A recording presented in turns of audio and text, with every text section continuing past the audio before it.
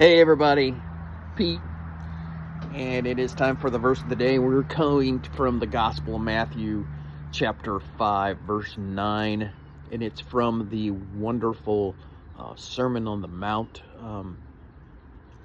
Got a funny story to tell you after I go through the verse.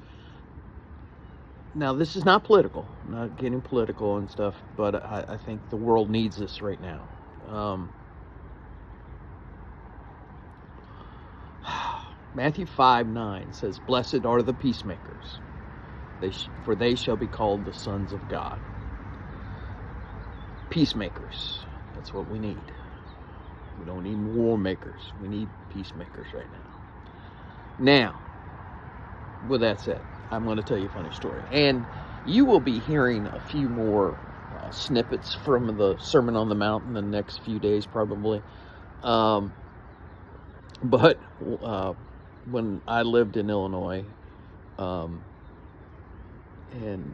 my wife and I were first married, we were living in a small town called Mason City, and I was driving by our church one day when our pastor was out changing the bulletin board, the outside. It says, "Join us Sunday for the greatest sermon ever told." And I laughed, and I drove by, and I got out of my car after I parked it, and I said, "We're getting a little bold there, Pastor." And Pastor Randy Payne says,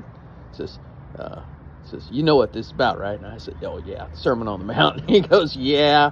He says, "I'm glad you knew." That's going like, I thought you were getting a little ahead of yourself, because we haven't heard this sermon yet.